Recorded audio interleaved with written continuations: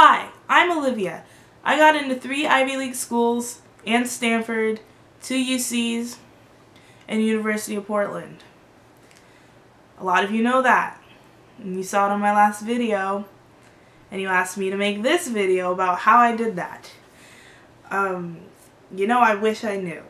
The college process sucked for me. I've always wanted to go to college since I was in like freaking 5th grade, whatever.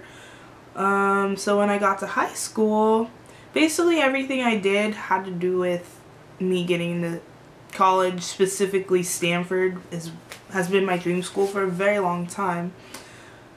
And so when it finally came time for to do the applications, I was under a lot of stress.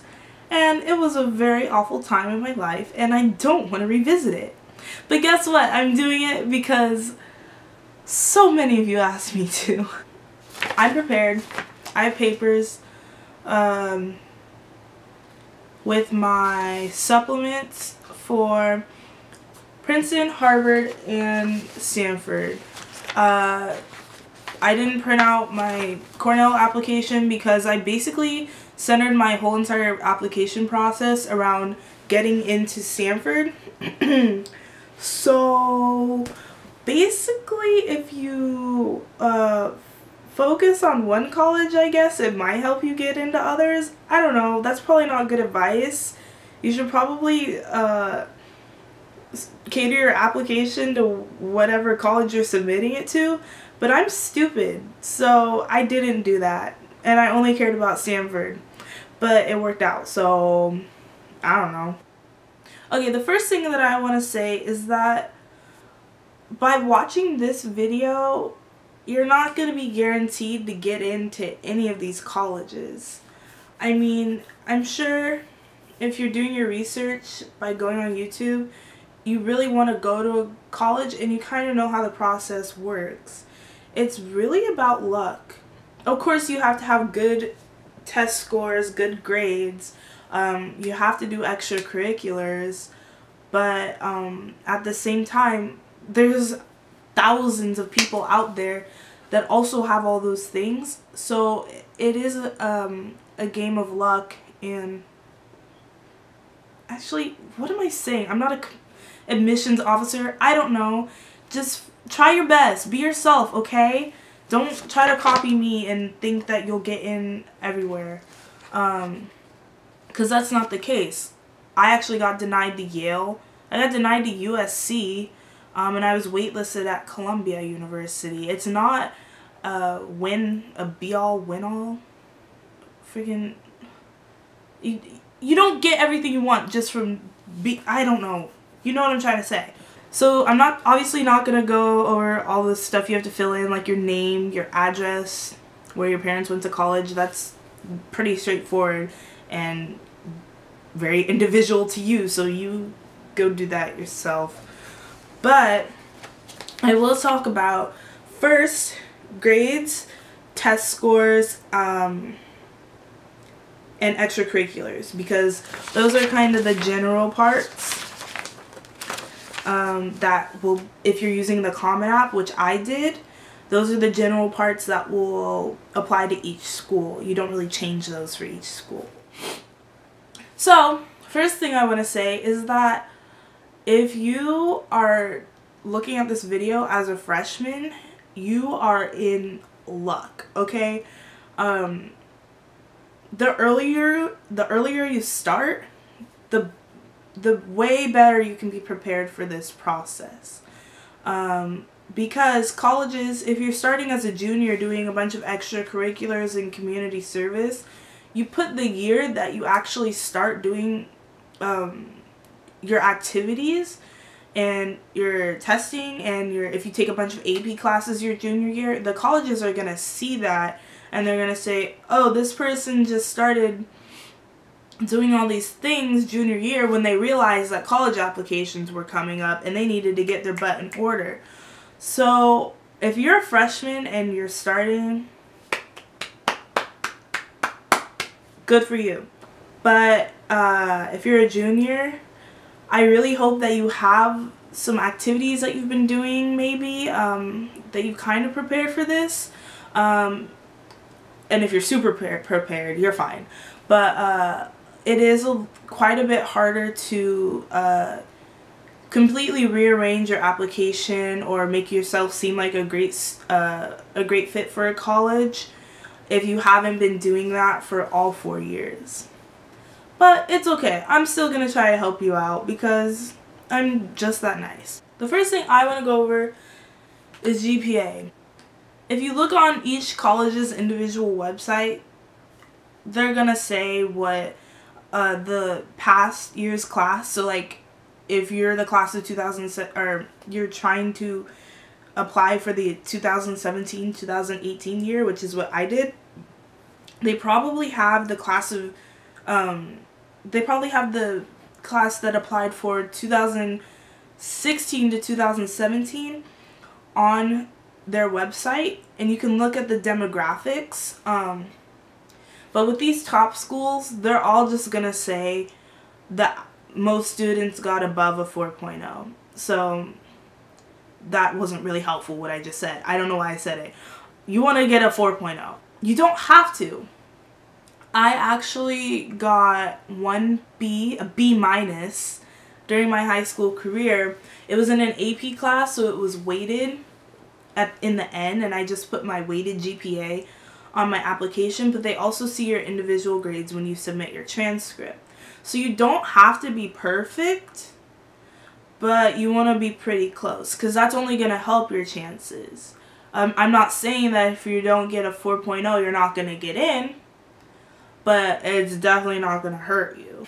That being said, I did have a GPA that was when I applied, a 4.52, I want to say.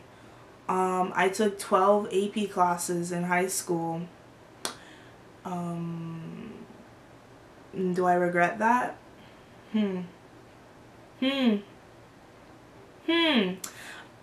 But I got into these schools, so it's fine. You don't have to take 12 AP classes. I actually really like learning. I enjoyed my AP classes. That's why I took them. They were stressful, but you know, it's fine. I got through it. I passed every exam, and this year I'm taking 6, and I should be studying for them instead of making this video. But you know, so you don't have to take 12. There's people that have taken way less than that and still gotten into these schools. But my GPA was well above a 4.0 weighted, and of course that helped my application. Test scores. Okay, standardized testing for each of these schools. They accept the ACT and the SAT. They're required.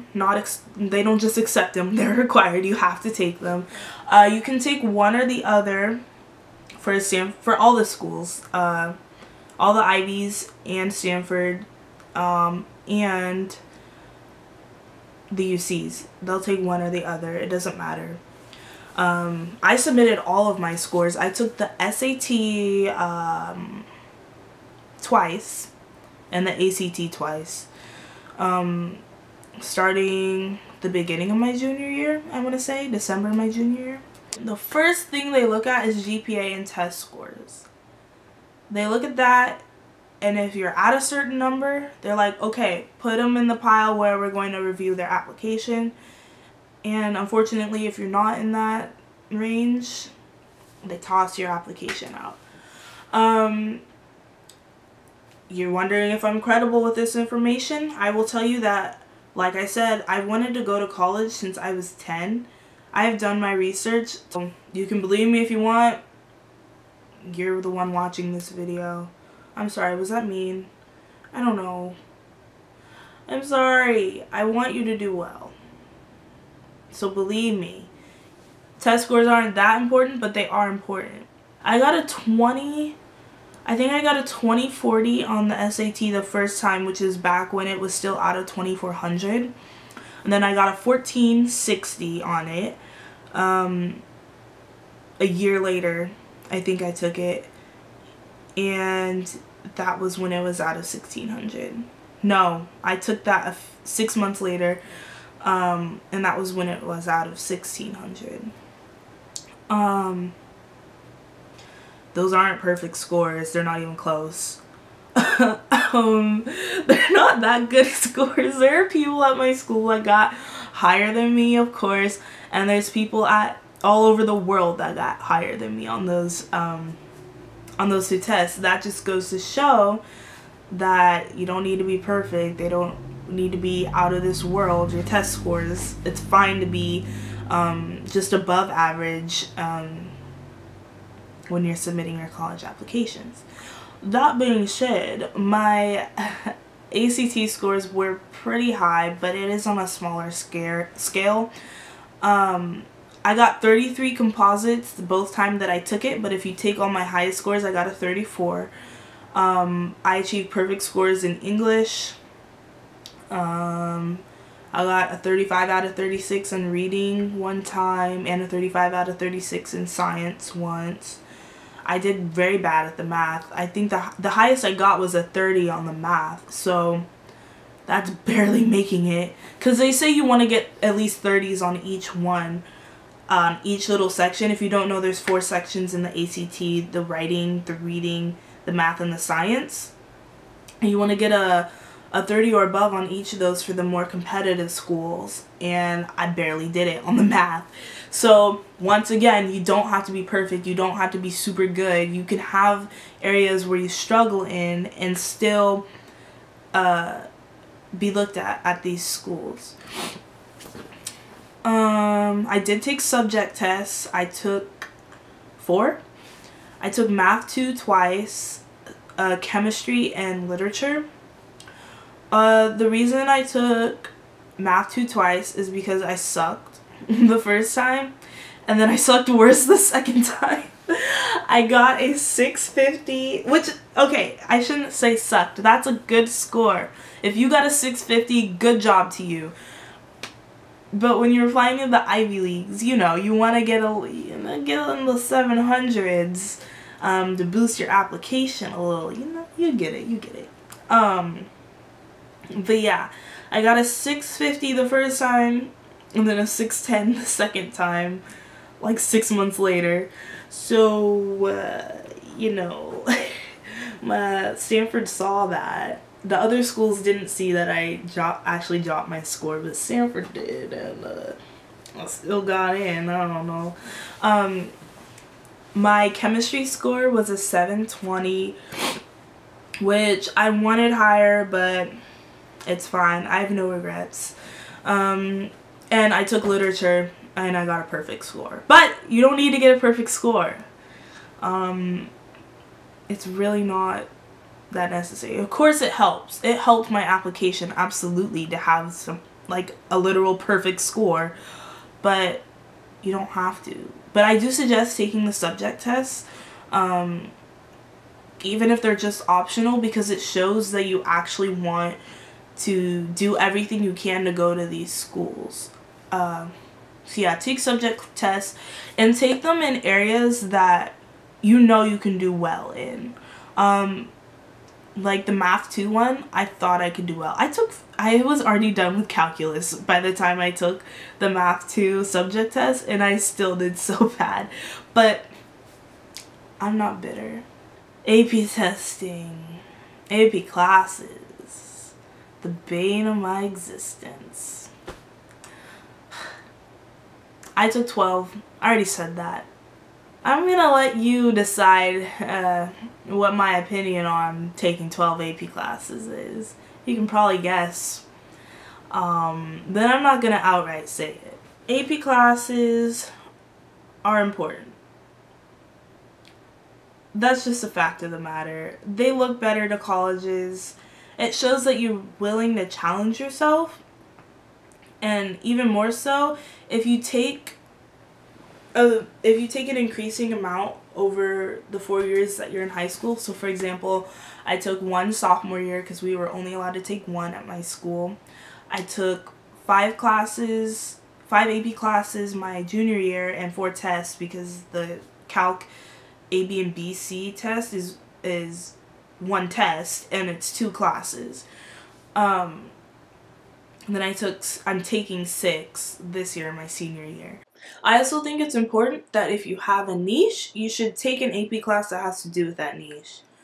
So for example, if you want to be an engineer, you should take AP Physics and AP Calculus because those have to do with engineering, and it shows the college that you actually care about the thing that you say you want to do in life. It shows that you were dedicated enough to take an AP class that has to do with it. If you do well on the AP test, it shows that you can fare pretty well in that field, at least from the academic side. If your niche or your passion is music, take AP Music Theory. If you really like languages, take a foreign language AP class.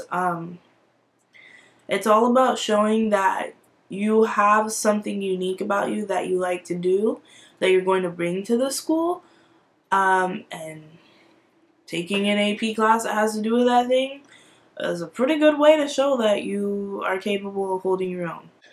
Okay, so testing out of the way.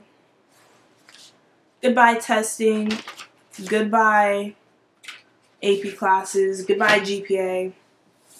Now it's time for the fun stuff. I actually had a really easy time writing about my activities because I did a bunch. I did a bunch of activities. They weren't like super great. Like they weren't freaking being a California representative in Model UN. That doesn't make sense, but you know, whatever. My niche was music. I play trombone.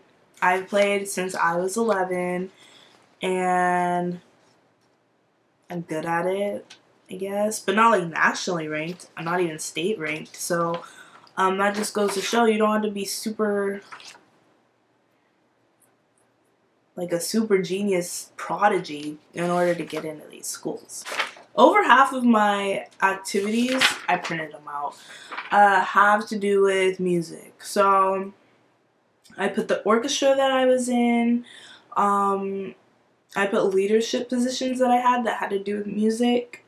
Make sure you mention if you had to audition or like anything that applies to a different field. So like if you had to audition for something and you were chosen to do it, you put that you auditioned for it, that other people chose you.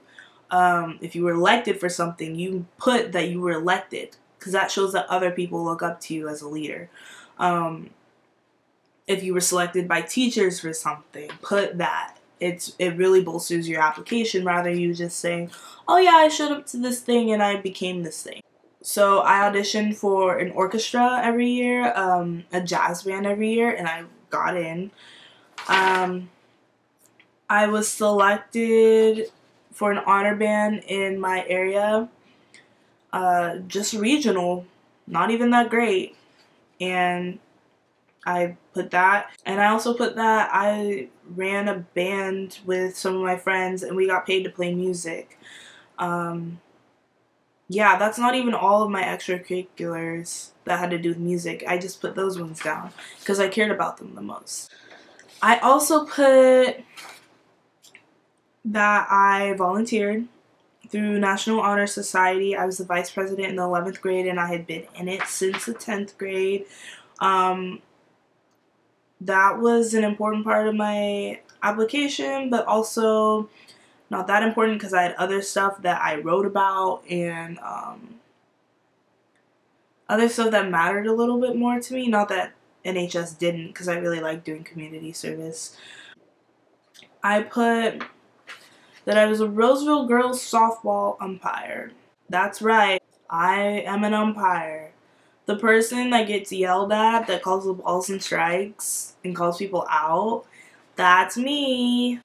It's really funny when the middle-aged dads get mad when their 6-year-old gets struck out. They're 6. It doesn't matter. But yeah, that was a job. I got paid to do that for 5 years. So I've had an actual paying job since I was 12. And I got to put that on my application and it definitely helped. I'm sure it did. It's not only that, but I got paid to play music. So that's 2 work experiences. I was a tutor at my school since sophomore year, so 3 years. And eventually I was a paid tutor, so that's a third job experience that I was able to put down. And probably my biggest accomplishment in high school was founding the Black Student Union at my school. I founded it in the 11th grade because I noticed a little bit of cultural tension at my school. And I was a president for 2 years. I still am the president. We did volunteer work. We held events at our school for Black History Month. And so with all of that being said, all of my activities, what you should do is find something that you really care about and just do everything you can to get involved in that. So for me, I really care about music and my people. I care about Black people. Whoa, shocker.